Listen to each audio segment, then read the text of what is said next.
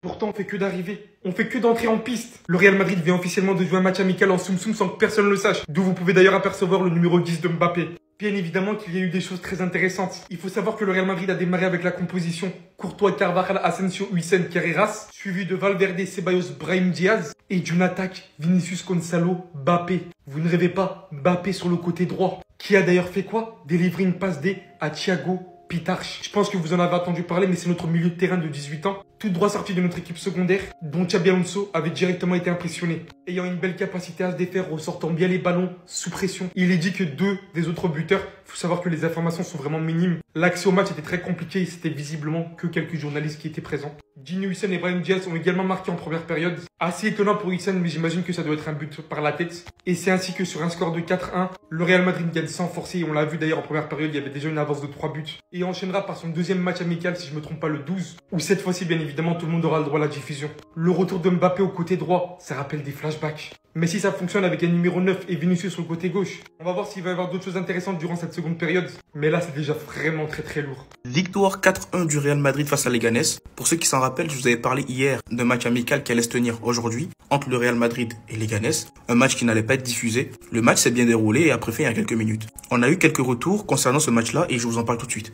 Alors déjà, victoire, donc 4-1. Apparemment, la compo qui a été alignée ressemblerait à ça. Même si j'ai un petit doute sur le positionnement des joueurs. Mais les joueurs qui étaient quand même sur le terrain en première mi-temps sont Courtois, Huijsen, Asensio, Carvajal, Carreras. Je pense que Xabi Alonso a voulu profiter de ce match-là pour tester quelques trucs. Donc comme on peut voir là, donc t'as Carvajal, Valverde, Ceballos, Brahim, Vinicius, Mbappé, Gonzalo. Donc c'était vraiment les titulaires en début de match. Après en cours de match, il y a eu l'entrée de Pitarch, la jeune pépite de la Castilla dont je vous ai parlé également, qui d'ailleurs a marqué un but sur une passe D de Kylian Mbappé. On a d'autres buteurs comme Brahim Diaz ou encore Gini Huijsen. Par contre, le quatrième buteur, je ne sais pas qui c'est. Apparemment, les gars, il y a un truc qui m'a surpris, c'est que Xabi Alonso aurait testé David Alaba comme milieu défensif. Après, ça peut choquer plusieurs personnes, mais c'est un poste auquel il a déjà joué quand il était au Bayern. Donc, ça ne m'étonnerait pas. En plus, un match amical, c'est l'occasion de tester plusieurs choses. Comme par exemple le retour de Carvajal pour voir s'il est en jambes. Asensio a joué du coup la première mi-temps, ça prouve que bon, voilà, il faut retester des trucs. Alaba, milieu défensif pour revoir si, voilà, il peut être utile à ce poste-là ou pas. Gonzalo, Garcia, Vinicius et Kylian Mbappé ont été alignés tous les trois aussi, donc c'est pour tester, pour voir ce que ça peut donner. Mais sinon, voilà un petit résumé de la rencontre. Par contre, soyez rassurés, le prochain match amical sera bel et bien diffusé et sera diffusé sur la chaîne YouTube du Real Madrid, donc Real Madrid TV. Et je vous rappelle, les gars, pour ceux qui ont l'habitude maintenant, je vais commenter le match en live TikTok. Donc les gars, n'hésitez pas à vous abonner aussi. Avec tout le respect que j'ai pour Lucas Vazquez, est-ce que vous vous rendez compte d'une chose? On passe de Lucas Vazquez, la saison qui vient de se terminer, à Carvajal qui revient de blessure et surtout Trent Alexander-Arnold. Les gars, vous ne savez pas à quel point ça va faire du bien. Parce qu'on a tendance à vite oublier. Vasquez, on est d'accord, il nous a donné mal à la tête toute la saison. On était tous là à crier, dégage de notre club, dégage de notre club. Oui, c'est les émotions, ne nous en voulez pas. Mais là, les gars, ce qui est fou, c'est qu'on s'en rendra vraiment compte quand la saison va commencer. Qu'est-ce que ce mec-là ne nous a pas fait? Et pourtant, c'est un bon soldat, hein, on ne peut pas manquer de respect. Mais franchement, la dernière saison, là, c'était de trop. En plus, lui, le pauvre, de base, il n'était pas latéral. Hein. C'est Carlo Ancelotti qui s'est dit, il était ailier. Il fait quelques trucs là, il a fait une petite bonne saison là, la saison où on prend la Ligue des Champions, Liga, tout ça. Il a fait un peu du cafoucasse, c'est-à-dire limite c'était cafou. C'était cafou. Et là, d'un coup, on est descendu sur terre. C'est une dinguerie. C'est une dinguerie, les gars. On va pouvoir manger du bon poulet, les gars. Du bon poulet rôti. En plus, avec Carvajal, certes vieux, mais il est dans les efforts. Moi, je l'ai vu à l'entraînement, c'était plutôt pas mal. Hein. Il va pouvoir peut-être titiller un peu Trent Alexander-Arnold. Et dans tous les cas, je pense qu'il va quand même avoir quelques temps de jeu. Même s'il sera pas titulaire indiscutable. Voilà. Après, j'en sais rien. Peut-être qu'il va retrouver un prime niveau, j'en sais rien. Mais ça va faire du bien. On va bien manger. Ce club est une putain de honte pour le football. On a pu lire ce matin, le Real Madrid n'a rien repartagé sur ses réseaux sociaux sur une nomination au Ballon d'Or. Un an après avoir boycotté la cérémonie, et Merengue compte pourtant 7 nominations dans les différentes catégories. Donc là, Pérez et toute la clique, ils veulent refaire une année où ils boycottent. Déjà que c'est très sympa d'avoir mis Vinicius Junior dans les nominés vu la saison désastreuse qu'il fait, autant sportivement que personnellement. Parce qu'on rappelle les critères, hein, l'attitude, Vinicius Junior, l'attitude, le respect du football. Mais aussi, imaginez une seconde si Kylian ne se pointe pas au Ballon d'Or. Le Ballon d'Or France Football, je vous le rappelle. Hein. On est sur un club qui fait honte, qui fait tâche au foot. Parce que ça a beau être le plus gros palmarès d'Europe, 14 Ligue des Champions, quoi que ce soit. T'es pas au-dessus des règles, t'es pas au-dessus des valeurs du football. T'étais bien content quand Ronaldo il prenait ses ballons d'or avec le maillot du Real, etc. et que ça te faisait de la pub. Là maintenant que t'as plus rien, que tu essaies de reconstruire un collectif, juste tu boycottes. J'en suis à un point où je voudrais même pas voir les noms Bellingham, Mbappé, Vinicius nommé dans le Ballon d'Or. Parce que déjà, ils font même pas une bonne saison. C'est des grands noms du football, c'est des très bons footballeurs. Mais cette saison, c'est désastreux. Et surtout, quand on voit des clubs comme Arsenal, comme Paris, comme le Bayern, qui mettent des postes pour dire bravo à nos joueurs d'avoir été pris au Ballon d'Or, qui respectent l'institution, bah, j'en suis à un point où je préférerais voir des nominés comme Rodgers, comme Watkins, des mecs qui ont fait une bonne saison en Ligue des Champions, en Première Ligue, avec un club qui aurait respecté l'institution. Je préfère aussi voir Alexander Isak notamment. Enfin bref, tout sauf le Real Madrid qui commence à me casser les ondes. Je pense que c'est comme ça pour beaucoup de monde qui aime le foot d'ailleurs.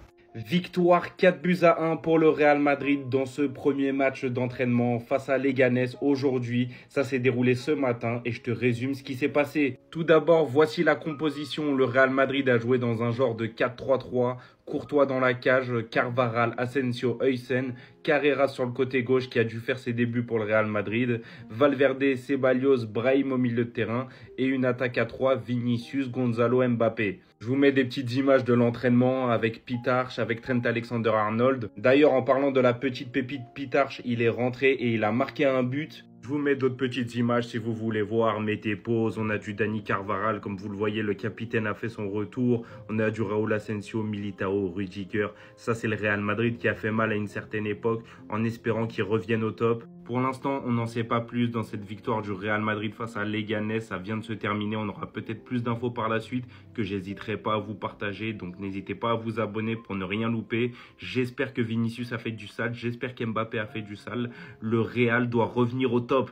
Le Real Madrid continue de boycotter le Ballon d'Or et c'est encore le cas cette année. On va voir ça tout de suite. Bon, vous avez tous vu qu'aujourd'hui, on a connu les 30 nommés au Ballon d'Or, ainsi que pour les autres prix, comme celui du meilleur gardien, du meilleur jeune, etc. Et le Real Madrid boycotte toujours ce trophée.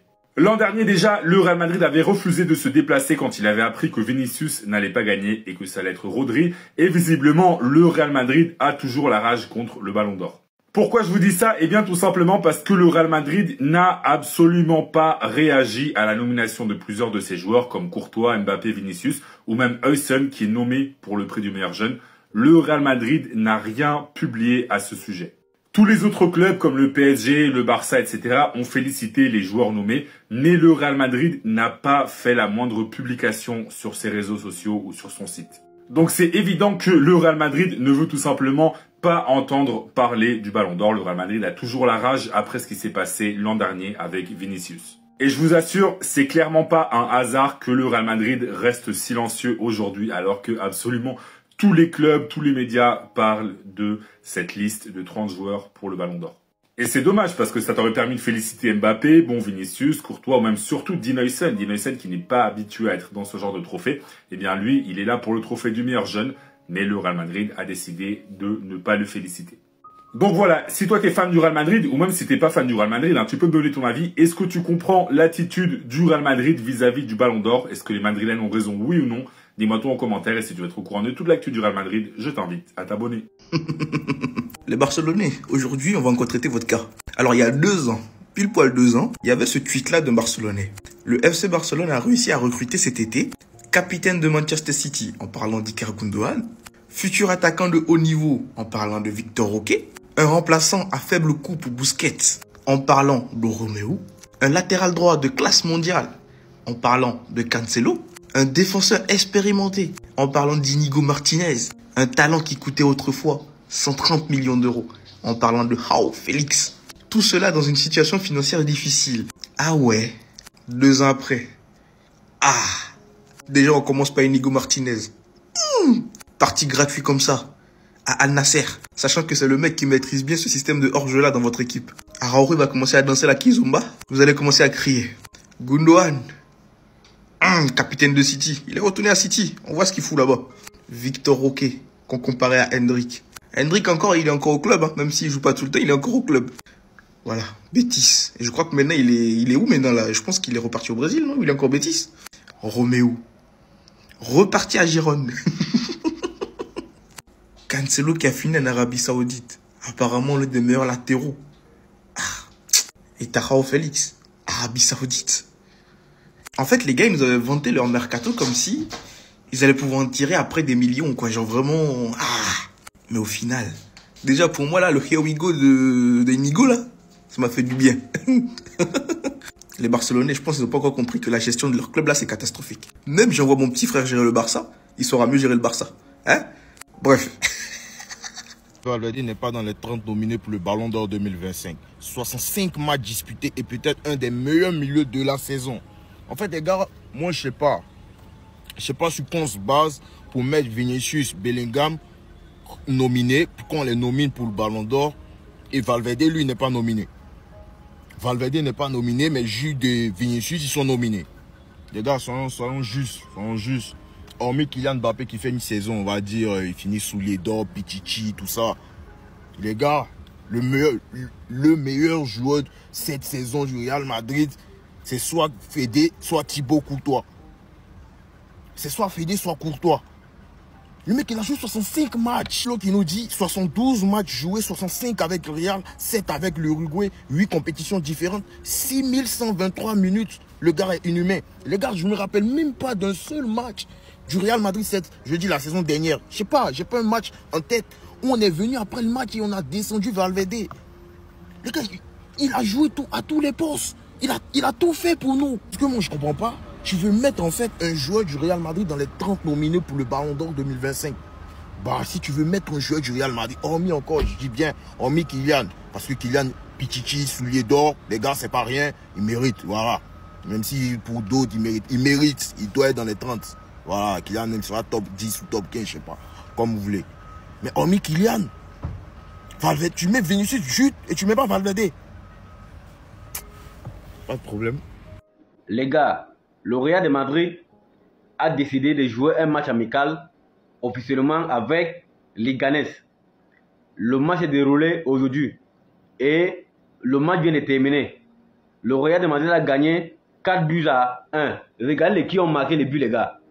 Les défenseurs. Ce sont les défenseurs qui ont marqué les buts. Ça veut dire, même les attaquants n'ont pas plus marqué aujourd'hui. C'est les défenseurs qui ont marqué, les gars. Vous vous rendez compte? Xavi Alonso a dit quoi?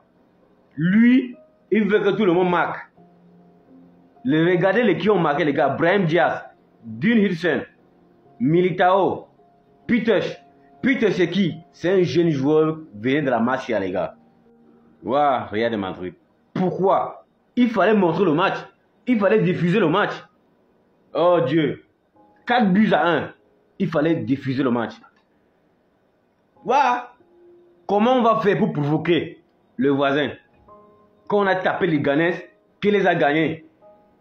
Comment on va parler?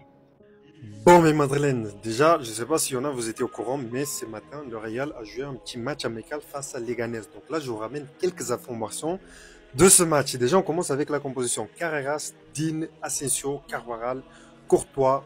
Au milieu de terrain, on a Ceballos, Brahim, Valverde, une attaque à 3, Mbappé, Gonzalo, Vini. On commence avec les buteurs en première mi-temps. Donc, Dean, apparemment, il a marqué un très bon but de la tête. Ibrahim aussi, il a marqué. Ibrahim, je pense qu'il faut le donner un peu de temps de jeu quand même. Je pense. Ensuite, toujours, on reste avec les buteurs. Donc, Thiago qui marque en deuxième mi-temps. Déjà, ce petit-là, il rentre dans l'équipe principale en deuxième mi-temps. Il marque son petit but. Je pense que pour le mettre en confiance. Et en plus de ça, si Alonso il l'a appelé, c'est qu'il a vu quelque chose de bon chez lui. Donc, je pense que ce petit-là, il va rester avec l'équipe principale. Donc ça, à suivre. Il y a Militao aussi qui a marqué. Les amis, Alaba, apparemment, Alonso, il a testé en tant que numéro 6, les amis. Est-ce que c'est juste pour dire que mon ami, écoute, je compte pas sur toi? Ou alors, c'est juste pour voir en cas de blessure? Parce qu'Alaba, voilà, ce poste-là, il a déjà joué plusieurs fois, surtout au Bayern de Munich. Et là, vous me dites, mais pourquoi Carvajal? Pourquoi tu me ramènes Carvajal? Les amis, c'est juste une petite information. En gros, sur toutes les photos, concernant Gonzalo, à aucun moment on voit son numéro. Ils sont en train de cacher son numéro, les amis. Parce que là, en ce moment, ça parle beaucoup sur le numéro 9, pardon. C'est pas encore officiel, donc c'est pour ça que, apparemment, sur toutes les photos, ils ont bien caché ça. Donc voilà, mes madrilènes, n'hésitez pas, abonnez-vous, les amis. La saison va être longue et c'est parti. Il y a eu un match en cachette aujourd'hui. On a joué en cachette face à Leganés. Moi, tellement c'était en cachette, les gens, ils cherchent les résultats, les buteurs, les nananis, c'est incroyable. Ils ont mis le score 4-1 et un humain il a demandé à Grok qui a marqué. Mais c'est une dinguerie de demander à Grok, wesh. Grok il a la réponse à tout. Donc je vais vous montrer les buteurs de ce match. Gina Haysen, Brahim Diaz, Thiago Pitart et Eder Militao. Le petit, il a fait une passe D et il a marqué un but. Et si c'était lui notre réponse, les gars? Si c'était lui le milieu qu'on attendait tant. Regardez un peu des vidéos pour voir ce qu'il proposait. C'est vrai qu'il y a des petits airs, je vais pas dire de blase pour lui porter l'œil, mais c'est très intéressant. Vu qu'on n'a pas acheté de milieu et que Xabi Alonso compte beaucoup sur les jeunes, peut-être que le petit va se créer une petite place. Il va réussir à faire son petit bout de chemin. Vu qu'il y a un certain manque au milieu de terrain du Real Madrid, il va se trouver une place. Mais bon, on n'a pas de vidéo, c'est pas passé à la télé, je sais même pas où tu peux voir le match. Il y a bientôt un nouveau match de préparation et la Liga reprend dans 7 jours. Dinguerie. En tout cas, les gars, n'hésitez pas à vous abonner. C'est le duo madrilène, on donne la voix. Venez suivre.